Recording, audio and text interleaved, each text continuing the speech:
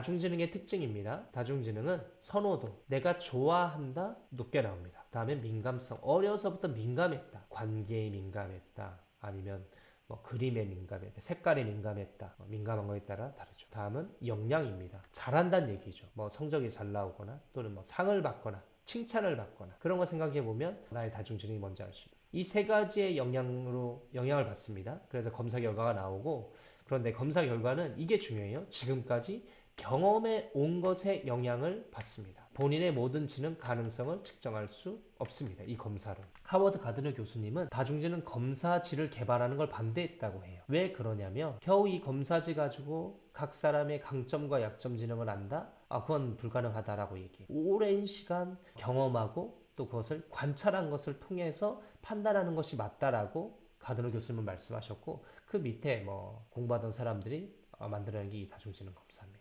그래서 결국은 경험이 너무 부모님 두 분 다 음악 지능이 높아요. 그 집안에 태어난 아이는 어떨까요? 음악 지능이 높을 수밖에 없어요. 이유는 어렸을 때부터 그러한 환경에서 그러한 경험들에 계속 노출 마찬가지.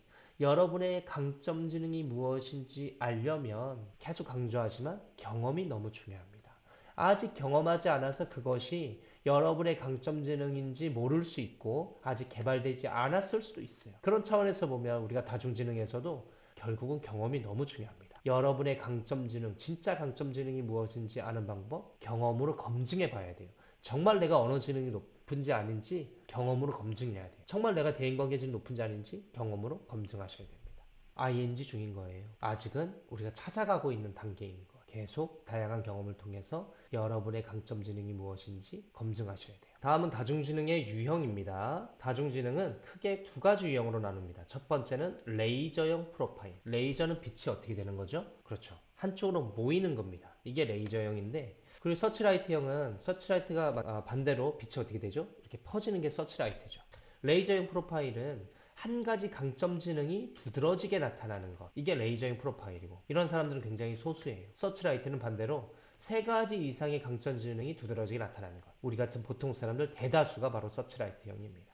이 레이저형 프로파일 같은 경우에는 자기 진로 찾기가 굉장히 좋아요. 예를 들면 뭐 손흥민 선수 같은 경우에는 어렸을 때부터 신체 운동 지능이 탁월했겠죠. 분명한 레이저형이죠. 그리고 뭐 아까 얘기했던 아이유 같은 경우에는 음악 지능이 어렸을 때부터 탁월했을 거예요. 그래서 고등학교 때만 해도 뭐 최고 가는 애들 신체 운동 지능이 아주 탁월한 레이저형일 가능성이 있죠. 예고 간다, 뭐 음악 지능이 높을 수 있죠. 그런데 보통 사람은 서치라이트형이라고. 그런데 생각해 보세요. 레이저형이 좋을까요? 서치라이트형이 좋을까요? 정답은 둘 다 좋습니다. 둘 다 의미 있어요. 레이저형은 자기가 뛰어난 지능이 뭔지 확연히 알기 때문에 진로 찾기가 굉장히 좋죠. 서치라이트형은 그런 부분에서 좀 약하긴 하지만 세상을 살아가는 데 있어서 대부분 이 서치라이트형이 잘합니다. 예를 들면 교사를 예로 들어볼게요. 교사예요. 논리 수학증이 아주 탁월한 수학 선생님이에요. 수학을 완전 수학자처럼 너무 잘 풀어요. 그런데 그것만 높아요. 대인관계도 낮고 언어도 낮다고 생각해 보세요. 칠판에서 막 혼자 학생들한테 설명을 못해요. 그런 사람이 교사할 수 있을까요? 없죠. 교사를 하려면 레이저형보다는 서치라이트형이 훨씬 더 잘할 거예요. CEO, 사업가를 예로 들어볼게요. 사업하는 사람이 한 가지만 탁월하다. 사업을 잘할 수 있을까요? 어렵습니다. 대부분의 뛰어난 사업가들은 이 서치라이트형이에요. 여러 가지들을 생각하고 감안해서 의사결정을 해야 되고 문제를 해결해야 돼요. 이 형이 훨씬 더 사업을 잘할 겁니다. 그래서 대부분은 서치라이트형의 사람들이 이 레이저형의 사람들을 고용해서 일을 시킵니다. 그렇게 따지고 보면 두 가지 다 의미 있고 가치 있죠. 또 레이저형이라고 하지만 나머지도 어느 정도 다 개발이 가능하죠. 그런 차이가 있고요. 이젠 다중지능의 조합입니다. 다중지능의 꽃은 바로 조합입니다. 이게 가장 중요해요. 다중지능에서 가장 중요한 것은 조합입니다. 지능별 조합을 통해 나의 가능성, 특별함을 우리가 생각해 볼 수 있는데요. 유명인과 조합을 한번 보겠습니다. 우리 유재석, 국민 MC죠. 유재석 씨는 어떤 지능이 높을까요? 한번 예측해 보세요. 맞춰보세요. 그렇죠. 언어와 대인관계 지능이 높습니다. 그래서 유재석 씨는 이 말을 굉장히 잘하죠. 그래서 MC를 굉장히 진행을 잘하죠. 대인관계가 높기 때문에 공감을 잘합니다. 그래서 잘 소통하면서 토크쇼 같은 걸 진행을 잘하죠. 이 두 가지 지능이 높다? 진행 잘할 가능성이 높죠. 강호동 씨 같은 경우에 무슨 지능이 높죠? 그렇죠. 신체와 대인관계 지능이 높습니다. 강호동 씨는 최고의 씨름 선수였어요. 압도적인. 신체 운동진이 누구보다 뛰어난 사람입니다. 그러면서 대인관계 지능도 높기 때문에 사업도 잘해요. 근데 MC를 하는 스타일을 보면 유재석 씨는 이 말로 진행을 하고 강호동 씨는 몸으로 진행을 합니다. 제가 어느 방송에서 뭐라고 얘기해? 달달달달 외운다고. 왜? 부족한 언어 지능을 보완하기 위해서 그만큼 노력해서 언어를 보완한 거예요. 근데 타고난 지능을 봤을 때에는 언어 대인, 유재석 씨는 언어 대인, 신체 대인 지능이 높다라고 볼 수 있죠. 김연아 씨, 무슨 지능이 높을까요? 네, 신체와 음악이 높죠. 신체 운동 지능이 탁월하니까 피겨 선수를 하죠. 근데 피겨 선수는 운동성만 좋아서는 안 돼요. 리듬감, 이 음악 지능이 높기 때문에 누구보다도 압도적인 그런 기량을 발휘한 피겨 선수가 될 수 있었던 거죠. 최민식 씨, 요새 파묘 잘 나가고 있죠? 최고의 배우들은 어떤 지능이 높을까요? 배우의 핵심 지능은 뭐죠? 그렇죠. 신체 운동 지능이죠. 그런데 깊은 내면 연기가 되려면 이 두 가지가 높아야 됩니다. 신체 운동 지능과 자기의 지능이 높으면 깊은 내면 연기가 가능하겠죠. 아이유 무슨 지능이 높죠? 그렇죠. 음악 지능이 높습니다. 논리 수학 지능 왜 높냐면 음악과 논리가 높을 때 작곡을 잘해요. 아이유 씨는 작곡까지 잘하죠. 근데 음악 논리도 높고 여기다 신체까지 높다? 그러면 댄스 가수도 하면서 작곡도 할 수 있겠죠. 손흥민 씨는 무슨 지능이 높을까요? 운동선수? 그렇죠. 신체와 공간이 높습니다. 그래서 어쩌면 패스하는 거 보면 어떻게 저런 각도로 패스를 할까? 공간 지능이 높아서 그런 거예요. 봉준호 감독, 영화 감독은 무슨 지능이 높아야 되죠? 이야기를 공간에 담아야 되잖아요. 이 필름, 영상 안에. 공간 지능이 핵심이죠. 거기에다가 영화라는 작업 자체가 굉장히 복잡한 작업을 해내야 되는 거기 때문에 머리가 좋아야 돼요. 논리 수학 지능이 높으면 영화 감독 잘하죠. 앙드레 김 고인이 되셨는데 우리나라 최고의 디자이너였어요. 의상 디자이너.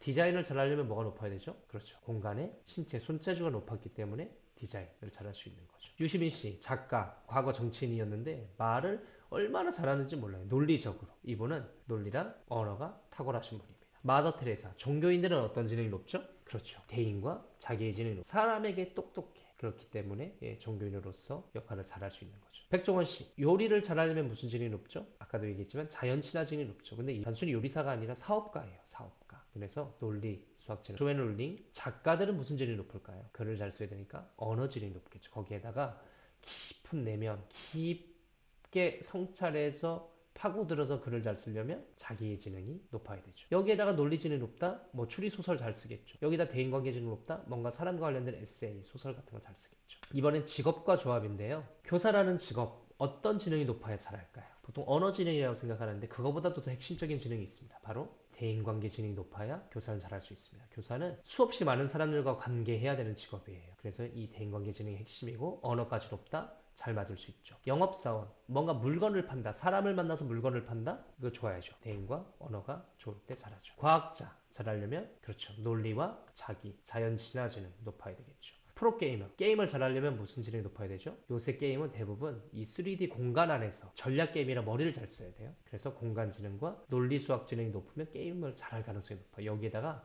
신체 운동 지능, 이 광클릭까지 된다? 프로게이머로 성공할 가능성이 높죠. 가수, 당연히 음악 지능이 높죠. 소통을 잘하는 가수들은 대인관계 지능.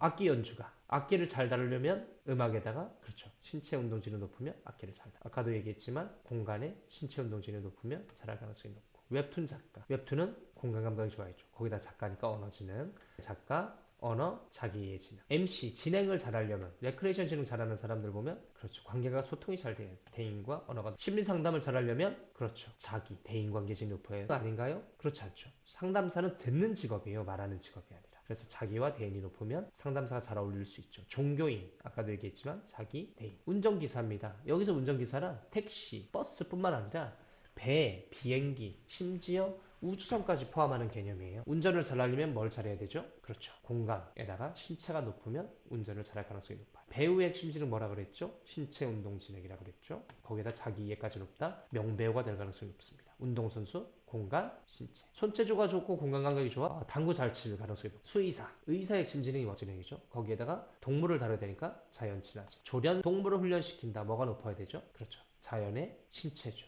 뭐 개를 말로 설득합니까? 언어지능? 아니죠. 몸으로 가르치는 거예요, 동물. 그래서 자연과 신체가 높으면 조련사 어울릴 가능성이 높죠. 요리를 잘하려면 자연의 신체 높으면 좋죠. 한 가지 직업 다양한 조합입니다. 이번엔 의사라는 직업이에요. 핵심 지능이 뭐죠? 그렇죠. 논리 수학 지능이죠. 근데 외과 의사는 논리에다가 뭐가 높아야 될까요? 논리에 신체가 높으면 잘합니다. 왜요? 외과 의사는 수술하는 의사이기 때문에 이 손 감각이 좋아야 돼. 이 두 가지가 높다 외과 의사로 대성할 가능성이 높은 거죠. 소아과 의사, 논리의 대인, 아이들 잘 다뤄야 되죠. 정신과 의사는 논리의 자기의 깊은 성찰, 인간에 대한 깊은 성찰이 있어야 잘하죠. 교사 핵심 지능이 뭐라 그랬죠? 대인관계 지능이라고 했죠. 그럼 국어 선생님은 뭐가 높아야 돼요? 대인의 언어가 높겠죠. 과학 선생님은 대인의 자연 또는 논리가 높을 거고, 미술 선생님은 대인의 시각 공간이 대인의 것이고, 같은 직업이지만 지능에 따라 다른 또는 회사에서는 다른 업무, 다른 분야 이렇게 볼 수 있는 거죠. 다음은 활동